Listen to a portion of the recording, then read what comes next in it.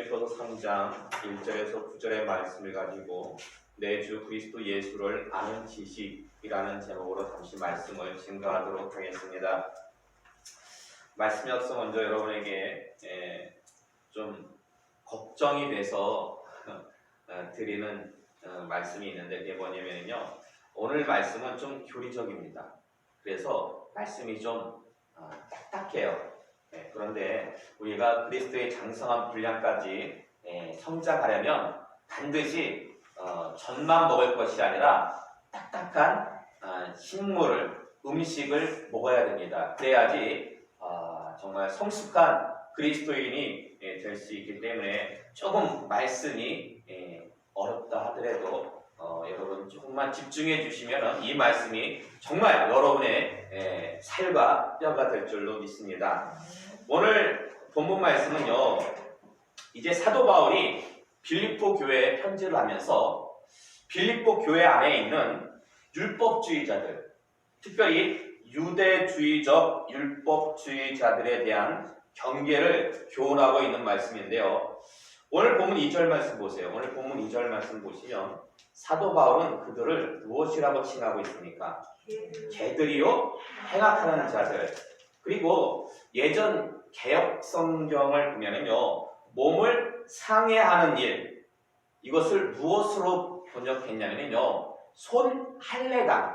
손할례당이라고 그렇게 번역을 했습니다.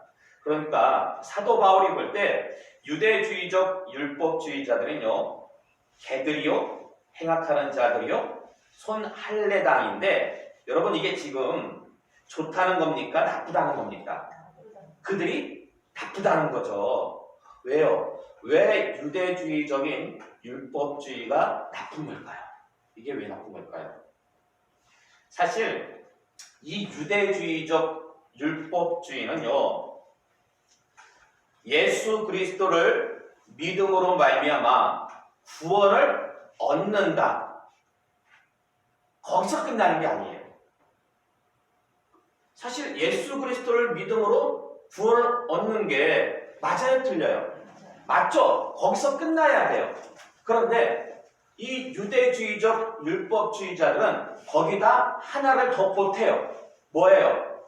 그렇죠, 율법이죠. 예수 그리스도를 믿는 믿음과 더불어 구약 율법을 지켜야지만이 구원을 받는다라고 그렇게 가르쳤다라는 것입니다. 그래서 초대교회에 굉장히 큰 혼란이 있었어요. 특히 이 사도 바울이요, 이방의 사도였잖아요.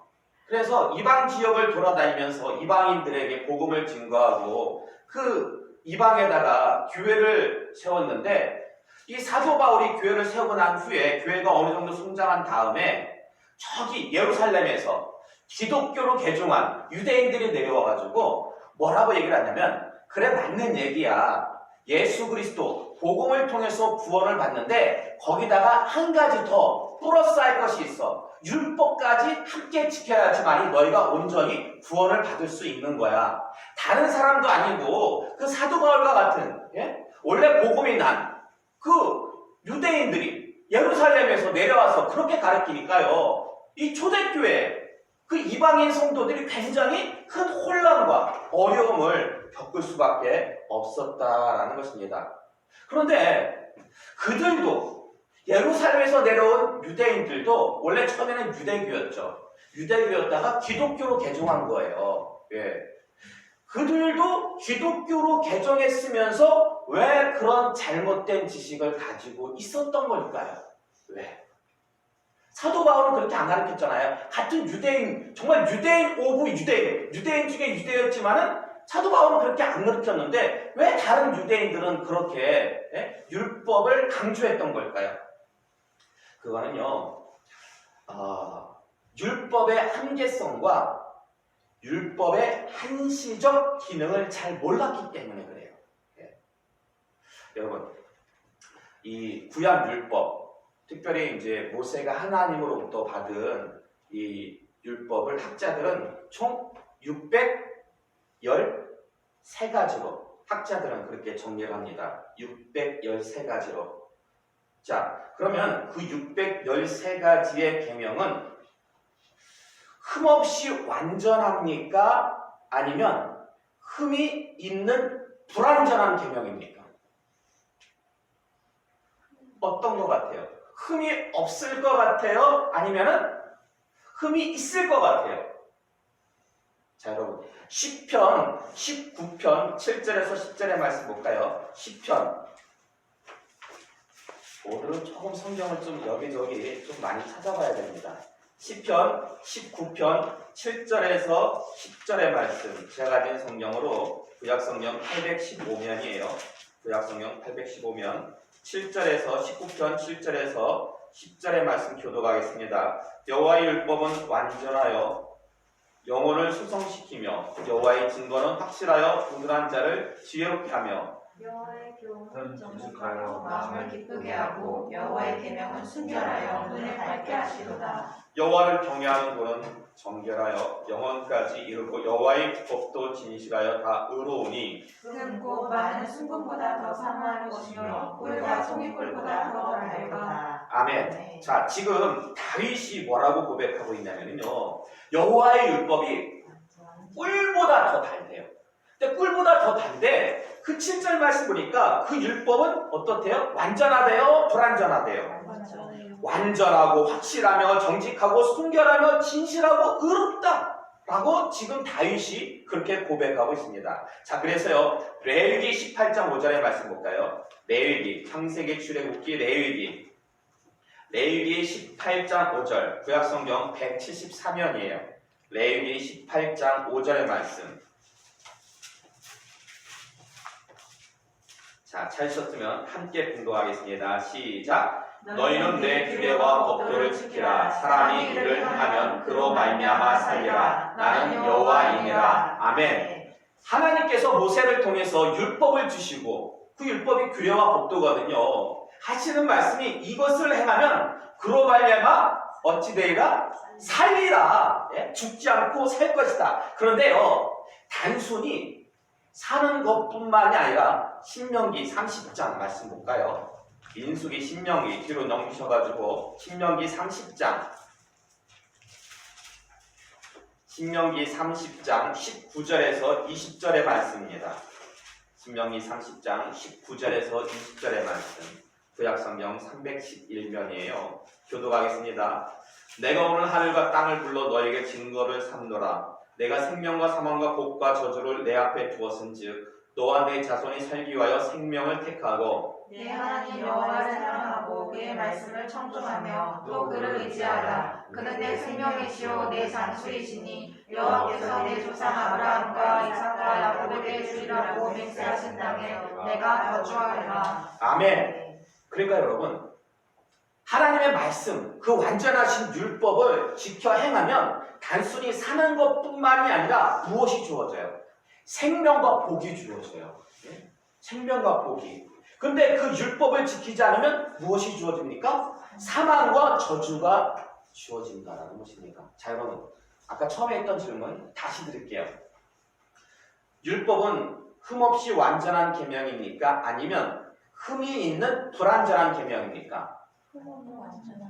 자, 우리가 지금 여태까지 살펴본 바에 의하면 율법은 흠이 없고 더 나아가서 우리에게 생명과 복을 주시는 말씀이에요. 그런데 여러분, 마태복음 5장 17절의 말씀 볼까요? 마태복음, 신약성경 맨 앞에 마태복음 5장 17절의 말씀.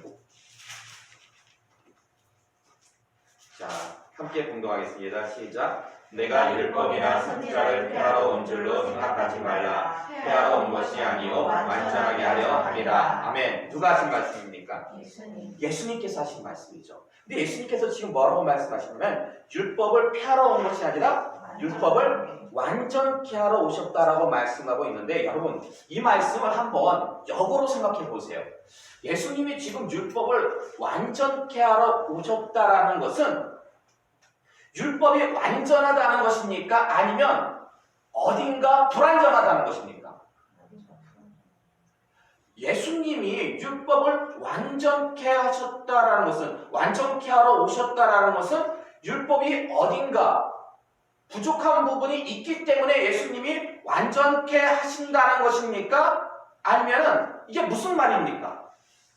자, 일단 좀 뭔가 이렇게 의구심은 좀 들죠? 예수님께서 완전케 하러 오셨다라는 이 말씀을 보니까 율법이 어딘가 모르게 부족하다는 걸까? 라는 일단 의구심이 듭니다.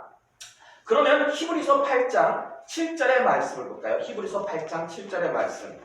자, 오늘 본문 빌립보서 뒤로 넘기셔가지고 히브리서 8장 7절의 말씀. 신약성경 360면입니다. 신약성경 360면 히브리서 8장 7절의 말씀 함께 분도하겠습니다. 시작. 저 첫 언약이 무음하였더라면 둘째 것을 요구할 일이 없었으려니와. 아멘. 자, 이게 무슨 말씀이냐면 지금 히브리 기자가 뭐라고 얘기하고 있냐면요. 여기서 첫 언약은 뭐냐? 바로 율법을 가리켜요.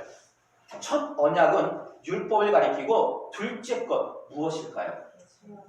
복음을 가리켜요. 예수 그리스도를 통한 복음을 가리킵니다. 근데 지금 뭐라고 고백하고 있습니까?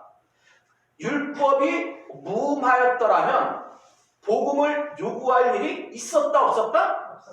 없었다. 자, 그럼 이 말씀만 놓고 볼 때에 율법이 흠이 있다라는 것입니까? 흠이 없다라는 것입니까? 그렇죠. 예. 이 말씀만 놓고 볼 때 율법은 흠이 있기 때문에 두 번째 것, 복음을 요구했다라는 것입니다. 지금 우리가 앞에서 살펴봤던 구약의 말씀과 다윗이 했던 고백, 그리고 모세가 우리에게 증거했던 그 말씀들. 그러나 지금 예수님의 말씀과 히브리서의 기자의 고백은 어때요? 어디인지 모르게 좀 상충되지 않습니까? 예. 자, 다시 질문 드릴게요. 율법은 흠없이 완전한 계명입니까? 아니면 흠이 있는 불완전한 계명입니까? 헷갈리죠. 왜 구약하고 신약하고 왜 이렇게 아니 하나님의 말씀은 똑같아야 되잖아요. 구약이나 신약이나. 그런데 왜 구약에서는 이렇게 얘기하고 신약에서는 저렇게 얘기하고 헷갈리게 왜 그러시는 겁니까? 자, 여러분 틀렸다고 제가 뭐라고 안 할 테니까 한번 손 한번 들어주세요. 내가 생각할 때에 율법은 흠이 있는 계명이다. 자, 내가 생각할 때 율법은 흠이 없는 계명이다. 자, 손 내리시고 손 안 든 친구들. 자, 여러분 둘 다 맞아요. 둘 다 맞아요. 만약 어느 한쪽이 맞다라면 한쪽은 틀린 말씀이 돼요. 그러니까 상충되는 듯이 보이지만 구약의 말씀도 맞는 거고 신약의 말씀도 맞는 거예요. 다윗의 고백도 맞고 예수님의 말씀도 맞는 거예요. 거기서 우리가 해결점을 찾아야 되는 거예요. 어느 한쪽만 붙잡고 우리가 얘기를 하면은 어느 한쪽에 대해서 잘못된 방향으로 나아갈 수가 있는 거예요. 자, 그럼 이게 왜 둘 다 맞느냐? 처음에 제가 율법을 얘기하면서 처음에 드렸던 말씀 안에 해답이 있습니다. 기억나세요? 율법의 어떤 기능? 한계. 그렇죠. 한계적 기능과 한시적 기능. 그것을 가지고 이해를 하면 둘 다 맞게 되는 거예요. 그러니까 항상 우리가 율법을 얘기할 때 이거 한 가지만 기억하세요. 율법의 기능 가운데 한계적 기능과 한시적 기능이 있음을 여러분 꼭 기억하시기 바랍니다. 자, 율법의 그 한계적 기능과 한시적 기능에 대해서 잠깐 설명을 드리자면요. 한계적 기능, 먼저 한계적. 율법은요, 누구에게 주어진 겁니까? 모세를 통해서 이스라엘 백성들에게만 주어진 거예요. 그 율법이 다른 애굽 사람들이라든지 다른 이방 나라에게 주어진 것이 아니에요. 구약 시대, 물론 그들도 개종해서 유대교로 들어오면 그 안에 머물지만 어쨌든 간에 이 율법은 한계적으로 주어진 거예요. 모세를 통해서 이스라엘 백성들에게, 그리고 더불어서 한시적으로 어떠한 시점까지만 주어진 건데 그 어떠한 시점이 언제입니까? 예수님이 오시기까지. 예수님이 오시기까지. 그러니까 율법은요, 이스라엘 백성들에게만 예수님이 오시기까지 주어진 흠없는 계명이다라는 것입니다.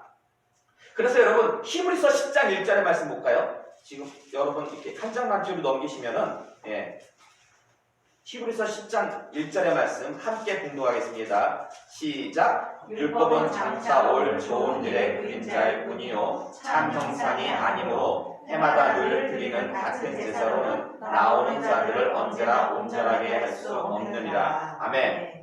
자, 율법이 뭐래요? 장차 올 좋은 일. 장차 올 좋은 일이 뭘까요? 예수 그리스도로 말미암아서 유대인들만 구원을 받는 게 아니라 모든 택함 받은 모든 사람들이 이방을 포함해서 구원을 얻는다는 그 좋은 소식 아니겠습니까? 근데 그 좋은 소식, 복음에 대한 그림자일 뿐이요 참 형상이 아니다라는 것입니다. 그러나 여러분 구약시대 때 이스라엘 백성들에게는요 어떤 말씀이었어요? 흠이 없는 말씀이었죠. 그래서 로마서 7장 12절의 말씀 보세요. 로마서 7장 12절 앞으로 좀 넘기셔가지고 로마서 7장 12절의 말씀 보시면은 함께 공독하겠습니다. 시작. 이로 보건대 율법은 거룩하고 계명도 거룩하고 의로우며 선하도다. 아멘. 그러니까 지금 사도 바울이요 그렇게 이심층이 복음을 강조했던 사도 바울도 뭐라고 고백하고 있습니까? 율법이 거룩하고 의로우며 선하기에 율법에 잘 순종하면 무엇이 주어져요?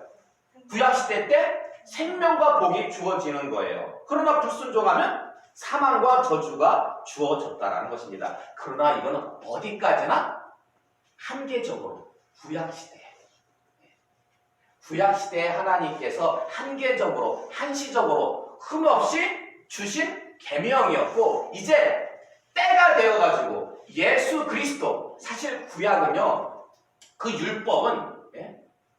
율법은 복음 예수 그리스도를 예표하는 거예요. 그림자예요. 그림자이기 때문에 예수 그리스도의 그 복음의 입장에서 볼 때는 실체가 왔잖아요. 실체의 입장에서는 이제 예전권 예표하던 것은요 어때요? 무엇이 더 낫습니까? 실체가 낫습니까? 그림자가 낫습니까? 실체가 훨씬 더 나은 거죠. 실체 입장에서 볼 때 그림자는요 흠이 있을 수밖에 없다라는 거예요. 구약시대 때는 그것이 정말 흠없는 계명이었지만 그러나 실체가 온 이후에는 계속해서 그림자가 붙들고 있을 이유가 없다라는 거예요. 더 완벽한 실체가 오셨기 때문에 이제 그 실체만 잡고 나아가면 되는데 그 유대주의적 그 율법주의자들은 그 복음이신 실체 예수 그리스도만 붙잡고 가면 되는데 그림자인 뭐예요? 율법까지도 함께 가지고 가려고 하니까 거기서 문제가 생기고 말았다라는 것입니다. 근데 여러분 율법에 앞서가지고 사실 율법이라는 것도요 어떤 거냐면은 출국한 이스라엘 백성들 구원받은 이스라엘 백성들에게 하나님 뜻대로 살라고 그렇게 살아야지만 너희가 살고 구별되고 거룩하게 살아야지만이 생명과 복을 얻는다라는 성화와 관련된 그런 말씀이에요. 근데 그 율법에 앞서가지고 하나님께서 주신 생명의 약속이 있어요. 그 생명의 약속이 뭘까요? 우리가 너무 율법하고 복음만 이렇게 강조해서 얘기하다 보니까 율법에 앞서가지고 주셨던 약속을 좀 등한시하는 경우가 있어요. 근데 율법에 앞서가지고 먼저 하나님께서 주신 약속이 있어요. 그게 뭐예요? 예수 그리스도에 관한 메시아에 관한 약속이 있다. 창세기 12장 3절의 말씀 볼까요? 창세기 12장 3절의 말씀. 자, 제작성경 맨 앞쪽이죠. 창세기 12장 3절의 말씀. 잘 주셨으면 함께 공독하도록 하겠습니다. 너를 축복하는 자에게는 내가 복을 내리고 너를 저주하는 자에게는 내가 저주하리니 땅의 모든 족속이 너로 말미암아 복을 얻을 것이라 신지라. 아멘. 자, 누가 누구에게 주신 말씀입니까? 하나님께서 아브라함에게 주신 말씀인데 하반절의 말씀 보면은요, 땅의 모든 세상 모든 사람들이 너로 말미암아 복을 얻을 것이다. 왜 세상 모든 사람들이 아브라함으로 말미암아 복을 얻어요? 그렇죠. 아브라함의 후손으로 누가 오셔요? 예수님. 그래서 택한 백성들은 세상 모든 백성들이 예수님을 통해서 구원 얻기 때문에 복을 얻는다. 이 말씀이 좀 더 구체적으로 나온 것이요. 창세기 22장 18절의 말씀. 창세기 22장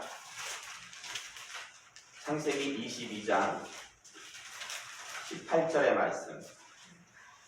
자, 함께 공독하겠습니다. 시작. 또 내 씨로 말미암아 천하 만민이 복을 받으리니 이는 내가 나의 말을 준행하였음이라 하셨다 하니라. 아멘. 자, 하나님께서 아브라함에게 주신 말씀인데 너의 씨로 구체적으로 나오죠? 예. 그 씨가 누굽니까? 궁극적으로 예수님을 가리키죠. 예. 천하 만민이 복을 받는데요. 예. 그 복이 뭐예요? 구원의 복된 소식이죠. 구원받는다라는 거예요. 그러니까 하나님께서는요, 이스라엘 백성들에게 율법을 주시기 전에 이미 아브라함을 통해서 그들이, 물론 우리도 믿음의 조상이 되는 거죠. 아브라함을 통해 가지고 하나님께서는 예수 그리스도에 대한 구원의 약속을 주셨는데, 사실 이 예수 그리스도를 통한 구원의 약속은 아브라함 이전에 먼저 하나님께서 주셨죠? 언제 주셨어요? 그렇죠. 아담이 범죄한 직후에, 아담이 범죄한 직후에 아담의 후손들을 회복시킬 수 있는, 그 타락에서, 죄에서 거칠 수 있는 유일한 방법은 누구밖에 없는 거예요? 예수님밖에 없기 때문에. 창세기 3장 15절의 말씀. 창세기 3장 15절의 말씀. 창세기 3장 15절의 말씀 함께 공독하겠습니다. 시작. 내가 너로 여자와 원수가 되게 하고 내 후손도 여자의 후손과 원수가 되게 하리니 여자의 후손은 내 머리를 상하게 할 것이요 너는 그의 발꿈치를 상하게 할 것이라 하시고. 아멘. 요 복음을 원시 복음이라고 그래요. 여자의 후손이 누구예요? 예수님께서 장차 그 사탄 마귀를 이기시고 우리를 죄와 사망 가운데서 구원해 주시겠다라는 것인데요. 근데 여러분, 이건 좀 여담인데 지금 요 말씀 아담과 하와에게 주신 말씀이 있잖아요. 근데 왜 여자의 후손이라고 하신 걸까요? 남자의 후손이라고 하지 않고. 아담이 가정의 대표잖아요. 근데 왜 여자의 후손이라고? 하와가 앞장서가지고 선악과 범죄를 저질렀잖아요. 근데 아담의 후손, 남자의 후손이라고 하지 않고 왜 여자의 후손이라고 말씀하신 걸까요? 왜냐면은요, 이때 벌써 미리 어떻게 보면은 좀 예수님께서 이 땅에 성육신하신 것을 어떤 남자와 여자의 어떤 사랑을 통해서 원죄를 가지고 잉태되는 것이 아니라 오직 성령으로서, 그러니까 원죄 없이 여자를 성령께서 마리아를 통해 가지고 잉태케 하사 이 땅에 오실 것을 알리시는 그러한 말씀이었다라고 그렇게 각자들은 봅니다. 자, 어쨌든 간에요, 분명 율법에 앞서 가지고 하나님은 아담과 하와에게, 그리고 모세를 통해 아브라함에게 약속을 주셨습니다. 그래서요, 이 약속이 있었기 때문에, 율법에 앞서 이 약속이 있었기 때문에 그 수많은 믿음의 선진들이 율법은 모세 때 받은 거잖아요. 모세 이전에 있었던 믿음의 선진이나 모세 이후에 율법을 받은 이후에 있었던 믿음의 선진들이나 다 어떤 약속을 기대하고 고대했어요? 예수님에 대한 약속과 그리고 메시아 예수님에 대한 믿음이 있었다라는 거예요. 율법과 상관없이. 율법을 주기 이전이나 율법을 준 이후나 먼저 율법에 앞서서 메시아에 대한 약속이 있었기 때문에 믿음의 선진들은 그 메시아에 대한 약속, 믿음이 있었다. 그래서 히브리서 11장 13절의 말씀 볼까요? 히브리서 11장 13절.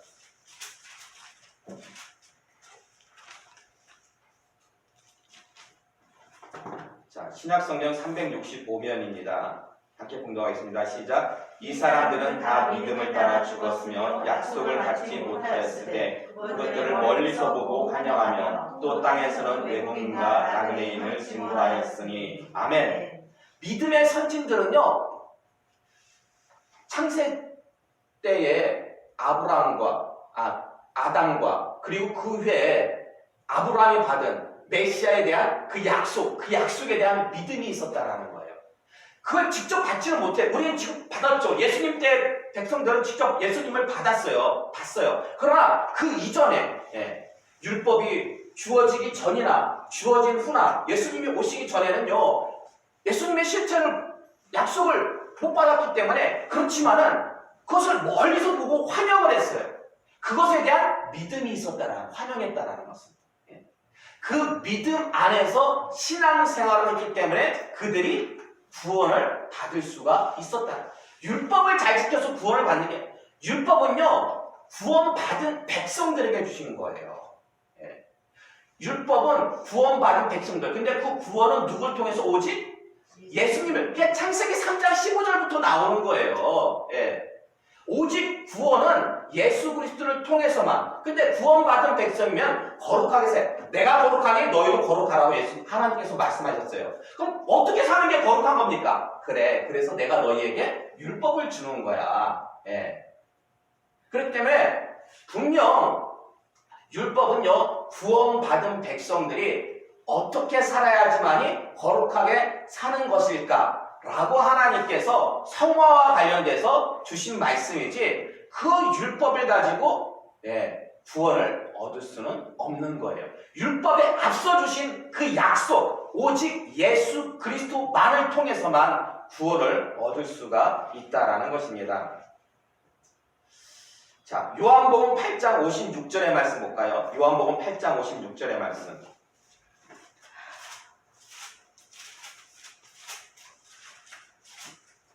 요한복음 8장 56절의 말씀 함께 봉독하겠습니다. 시작. 너희 조상 아브라함은 나이 때 볼 것을 즐거워하다가 보고 기뻐하였느니라. 아멘. 그러니까 이 말씀이 그거예요. 믿음의 선진들은 그 약속을 부여잡고서는 그것을 환영하며 신앙생활을 했다고 했잖아요. 그러니까 이 말씀이 바로 예수님께서 증거하고 계신 거예요. 아브라함은 나볼 것을 기대하면서 그렇게 신앙생활을 하였다라고 증거하고 있습니다. 고린도전서 10장 1절에서 4절의 말씀 볼까요? 고린도전서 10장 1절에서 4절의 말씀.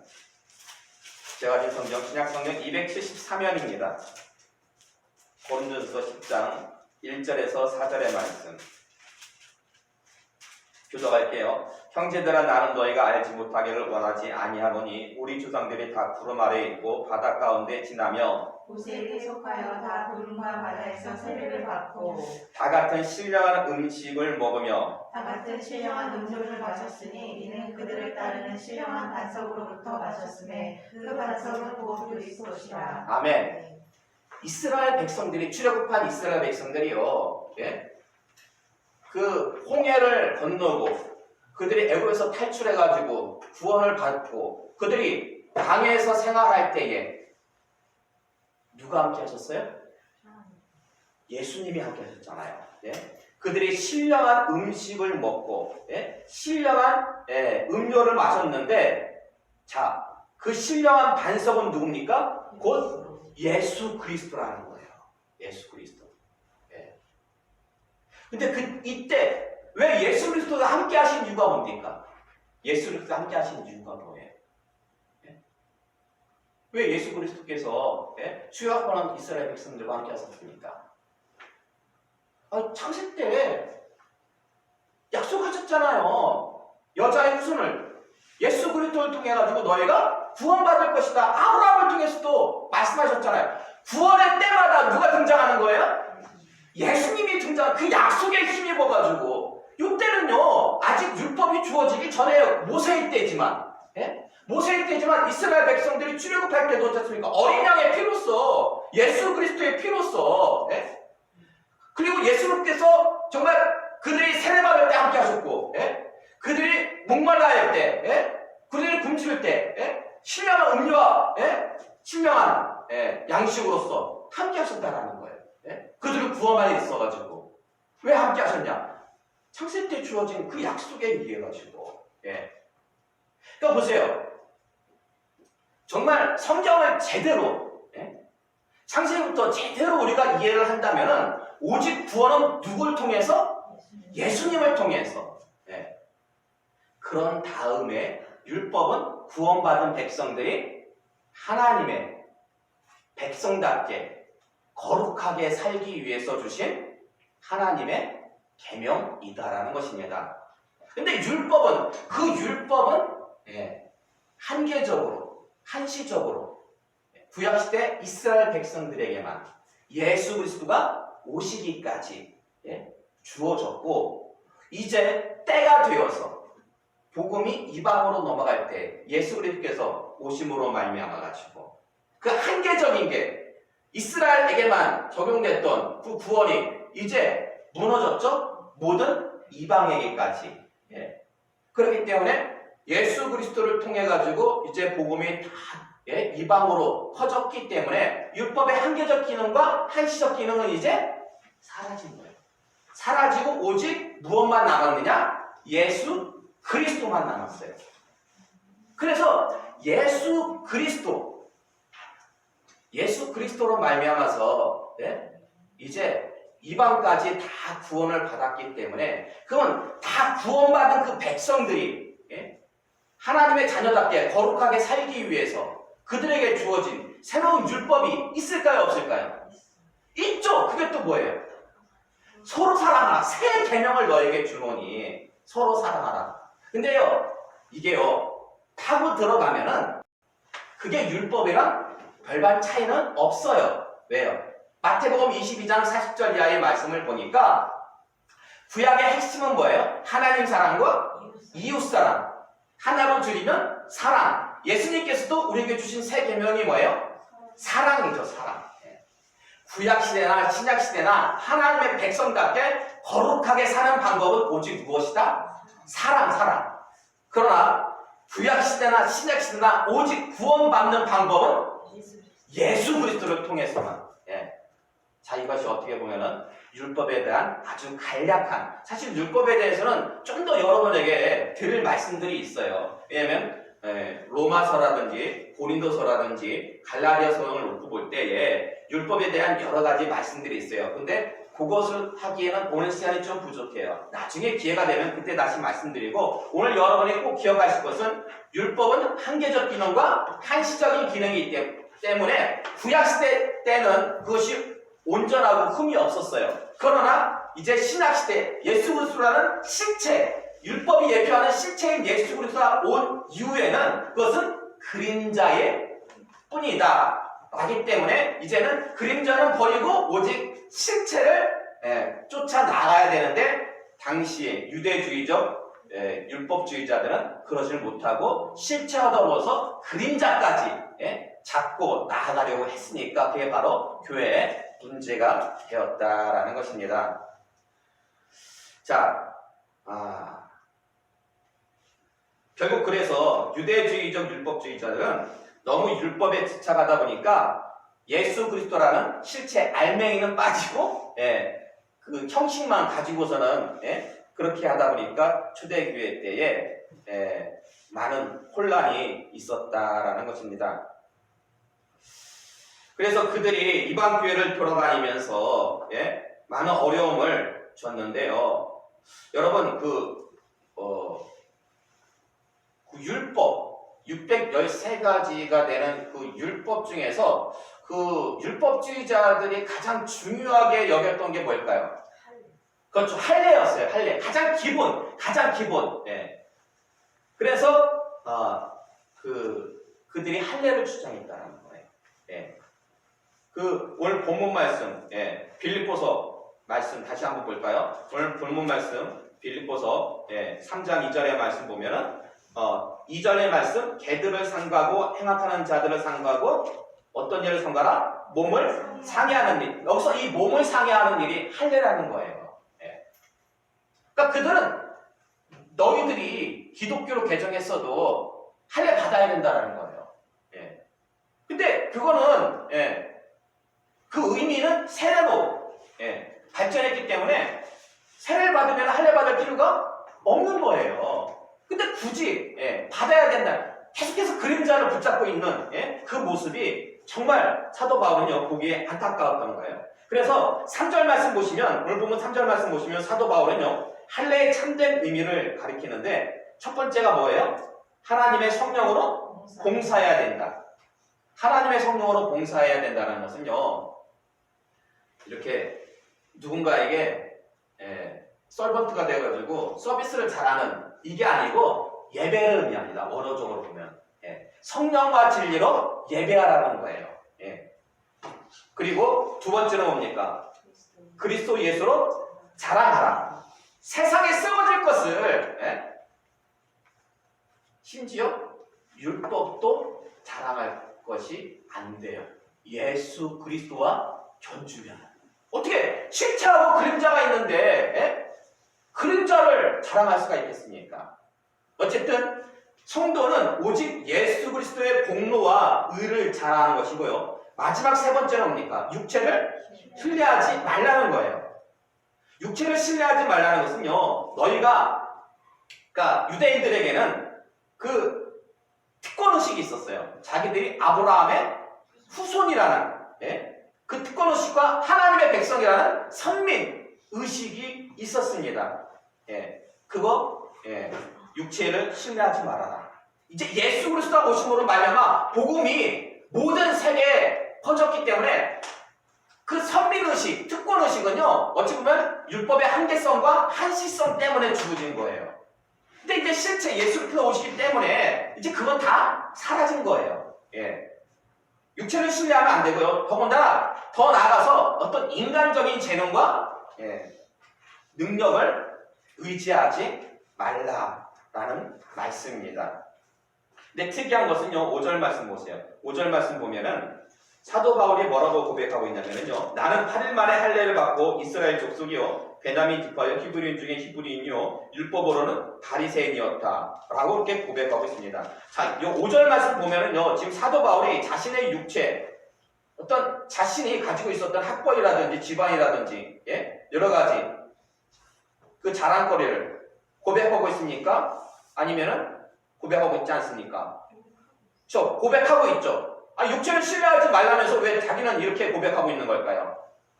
지금 이 사도 바울의 고백은요, 빌립보 교인들을 향한 게 아니에요.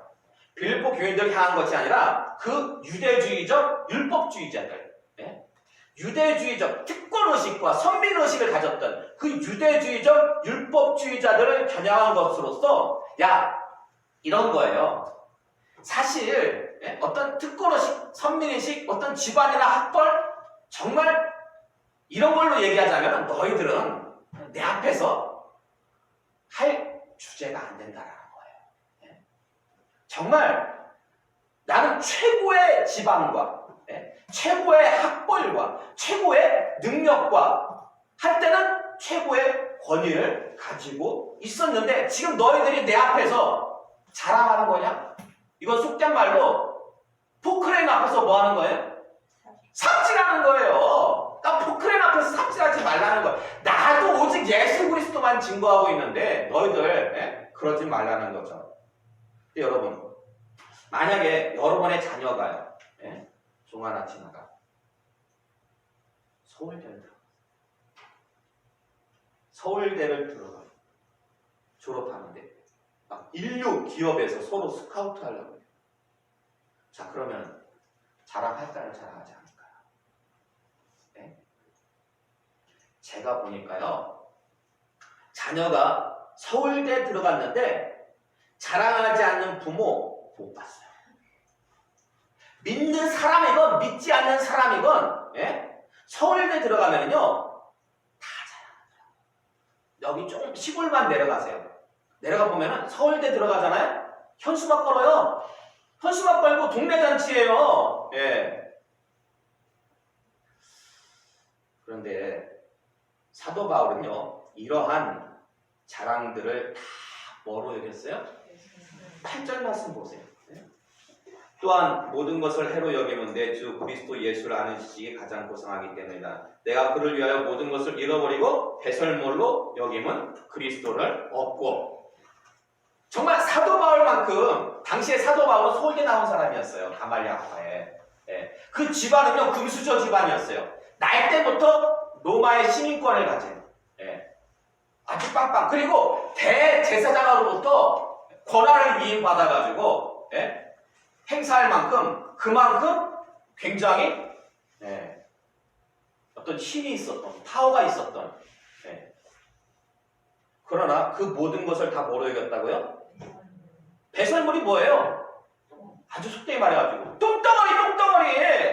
예. 왜요? 그 이유가 뭡니까? 그 좋은 집안과 그 서울대 나온 것과 그 영향력이 있는 그 힘들이 왜 한순간에 똥덩어리로 변했어요?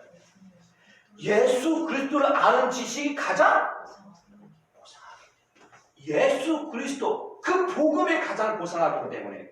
예? 여러분, 그래서요 정말 현수막 내걸고 동네 잔치할 일은요 서울대 들어간 거, 판거서 된 거 이거 아니에요. 뭐예요? 예수님 영접한 거예요.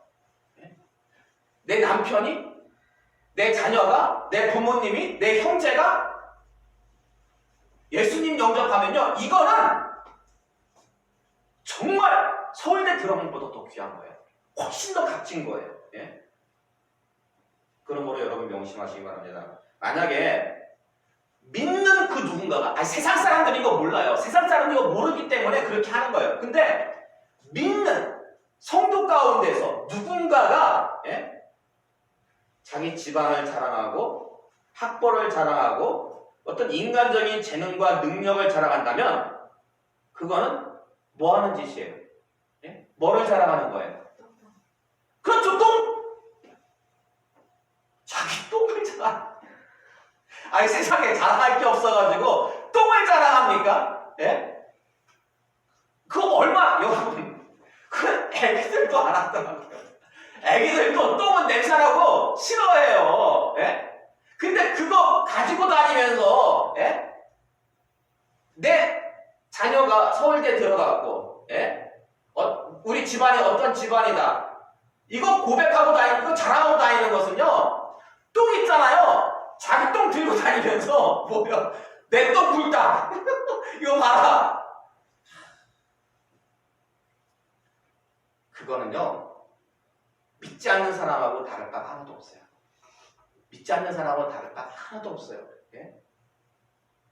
물론 초신자는 그럴 수 있어요. 새신자는 아직 믿음이 연약한. 그러나 기존 신자는, 예? 신앙생활을 어느 정도 했음에도 불구하고 그런 모습을 갖고 있다는 것은 정말 부끄러운 거예요. 정말 부끄러운 거예요. 예. 자, 그런데 9절 말씀 보세요. 9절 말씀 보시면 사도 바울이 자신의 자랑거리를 배설물 여기엔 또 한 가지 이유가 있는데요. 그게 뭡니까? 누구 안에서 발견되려 하느니? 그 안에서. 그가 누구예요? 그렇죠. 예수님. 이 말씀은 무슨 말씀이냐면 장차 재림의 때에 예수님 안에서 발견되고자 함이다라는 것입니다. 그래서 세상 자랑을 다 포기했는데요. 예수님 재림의 때에 그 안에서 발견된다라는 것은요, 이거예요. 예수님의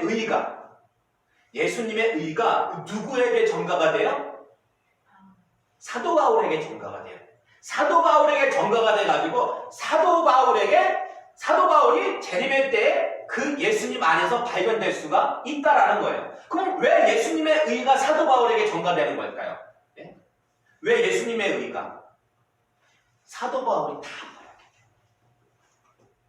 내 안에 있는 자랑거리나 인간적인 것들을 다 비웠기 때문에 내가 비우면 그 빈자리에 예수 그리스도의 의가 들어와요. 근데 믿는다 하면서도 여전히 내 자랑거리를 그대로 가지고 있으면요 어떻게 되겠습니까?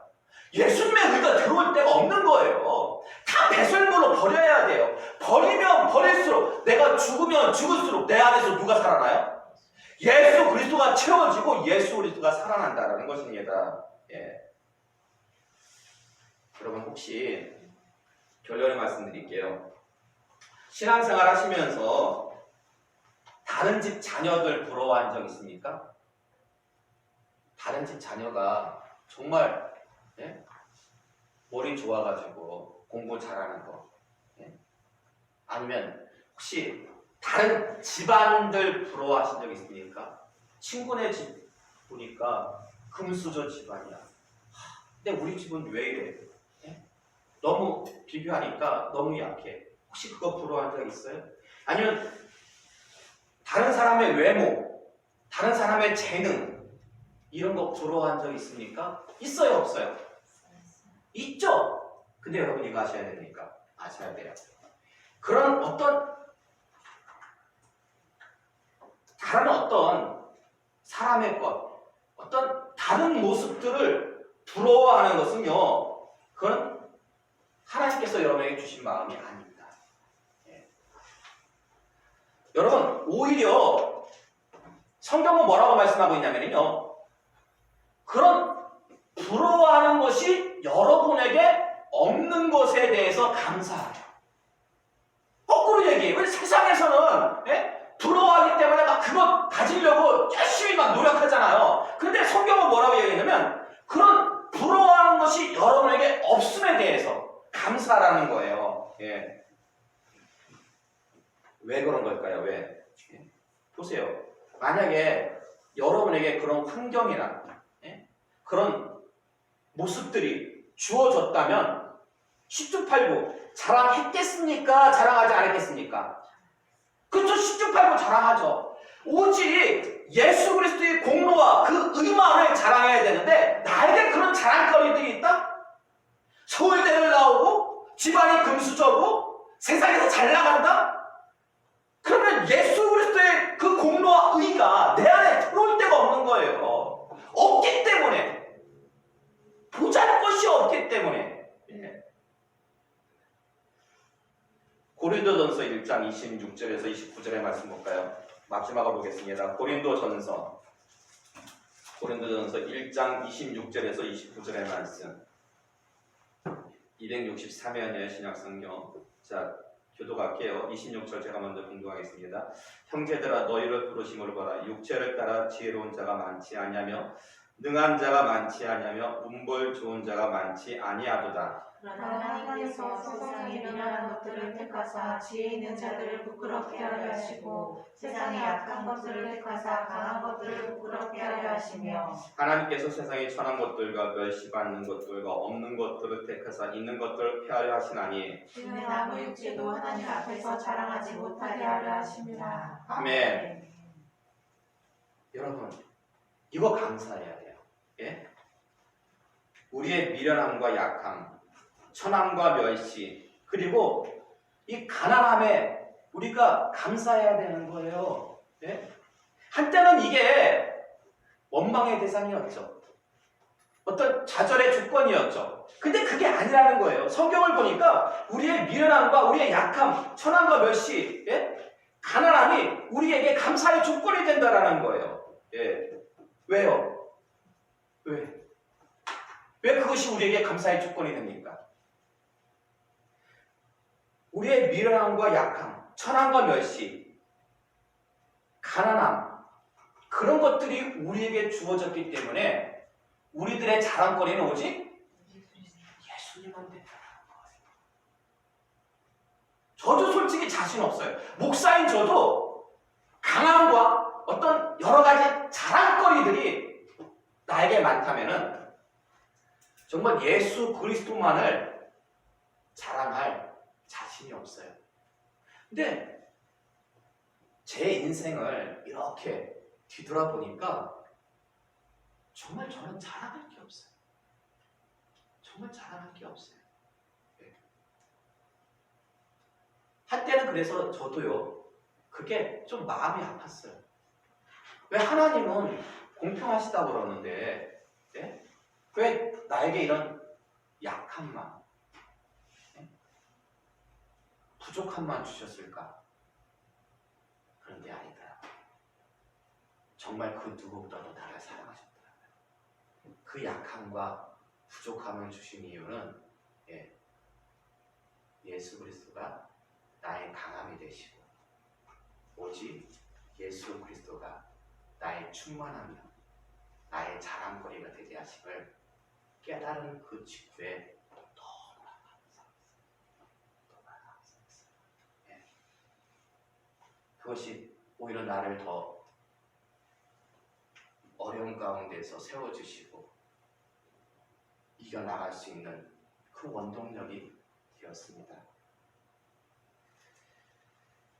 우리가 미련하고 약하며 천시와 멸시 그리고 가난하기 때문에 우리는요 오직 주님밖에 자랑할 것이 없습니다. 이 시간 나오신 여러분도요 오직 주님만 자랑하시기 바랍니다. 네. 정말 주님만 자랑하심으로 세상의 배설물들이 여러분의 자랑되는 것이 아니라 오직 주님만이 여러분의 지혜가 되시고 강함이 되시며 귀함과 존귀, 부유함 되시기를 주님의 이름으로 축원합니다. 이 시간에 우리 함께 기도하기를 원합니다. 주신 말씀 기억하시면서요. 우리가 세상 것을 부러워하는 부끄러운 인생이 되는 것이 아니라 오직 예수 그리스도를 자랑하는 귀하고 복된 하나님의 자녀들이 될 수 있게 해달라고 시간 기도하기를 원합니다. 함께 기도하시겠습니다.